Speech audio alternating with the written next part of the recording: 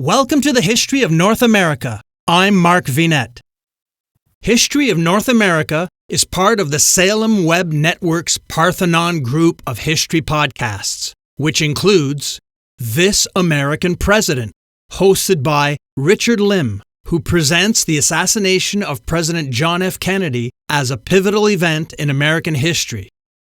Let's learn about Kennedy's 1963 Texas visit, reelection campaign, assassination, and legacy. By the fall of 1963, Kennedy began focusing more on his upcoming re-election campaign.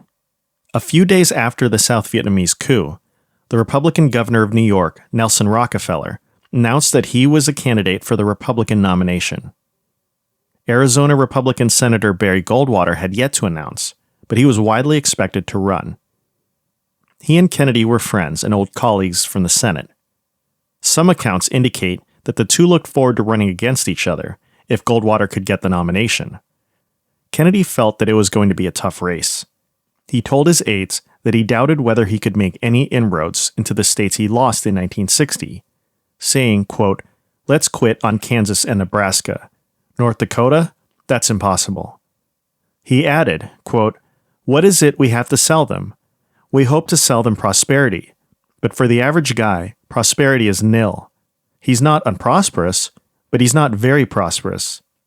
He's not going to make out well off, and the people who are well off hate our guts." Kennedy had also proposed a civil rights bill earlier that year. He feared that this would cost him politically in the South, saying, quote, "We're the ones shoving the Negroes down his throat." Texas was key to his re-election hopes.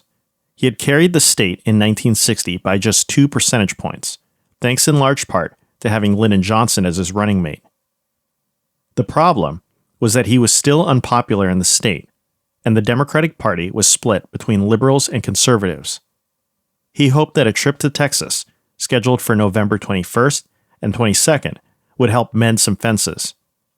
He flew to Texas on the 21st with his wife, Jackie. Vice President Lyndon Johnson and his wife joined them as they swung through San Antonio, Houston, and Fort Worth.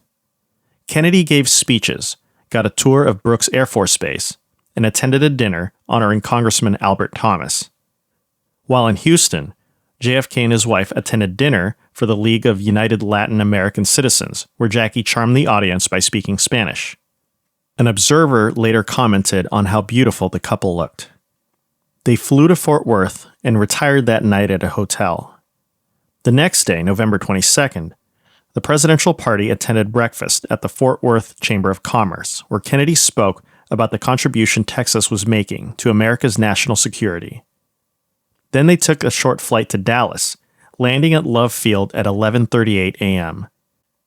The Kennedys and the Johnsons got into separate cars for a motorcade that would take them through the streets of Dallas and to the Dallas Trade Mart, where they would have lunch, and where Kennedy would give a speech. Texas Governor John Connally and his wife joined the Kennedys in their car. Since Kennedy was unpopular in Texas, there was concern that he might be given a hostile welcome by hecklers. There was also some concern that he might be in some sort of physical danger. Adlai Stevenson had visited Dallas a few weeks earlier and was confronted by an aggressive crowd that spat on him. One woman struck him with a placard. Just before the trip, Kennedy said, quote, "We're heading into nut country." But to the president's surprise, and to the surprise of his touring party, Dallas welcomed him and Jackie with open arms. Thousands of people filled the streets to see them, smiling and waving as the motorcade passed by. A wonderful welcome having been given to the president here in downtown Dallas. It was quite a spectacle, one that Dallas won't see for a long time to come. And any fears that might have existed in the minds of some about the alleged small handful of people who might have launched severe demonstrations to bar the president's visit, these were apparently unjustified, or at least taken care of in good order by the Dallas Police Department, who had such a tremendous force in evidence at the downtown areas and all over the city of Dallas as the motorcade moved through, that there was no danger whatsoever and none in evidence of adverse reactions to the president's visit. A completely overwhelming welcome for the president. Now, this is Bob Huffaker in downtown Dallas, returning you to Jay Hogan. At around 12:30 p.m., near the end of the trip to the Trade Mart, the motorcade approached Dealey Plaza. Noting the warm reception, Mrs. Connolly turned to Kennedy and said, quote, "Mr. President, you can't say that Dallas doesn't love you."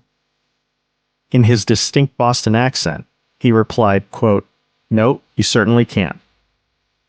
Just moments later, a man aimed a rifle at Kennedy and pulled the trigger.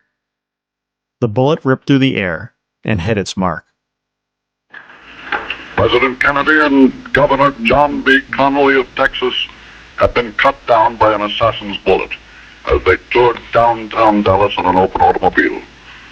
The president, his limp body cradled in the arms of his wife, was rushed to Parkland Hospital.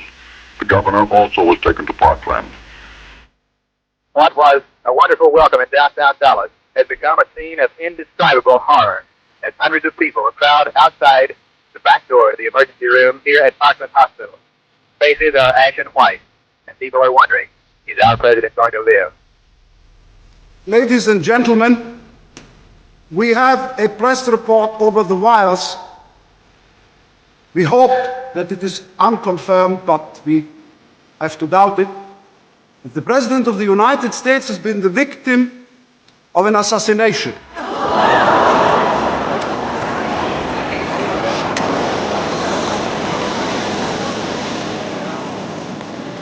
We will play the funeral march from Beethoven's Third Symphony.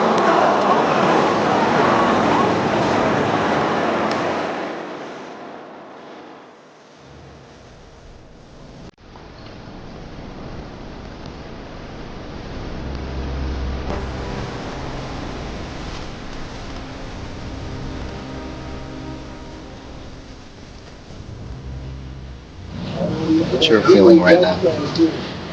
I really couldn't say. Really, right now I just don't know what to do.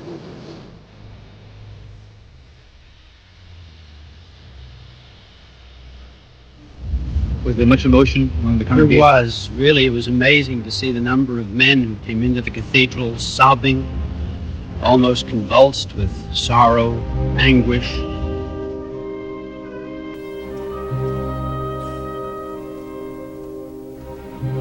But all we can do now is pray for him, and it's about all we can do. An entire loss to the world. It's hardly believable.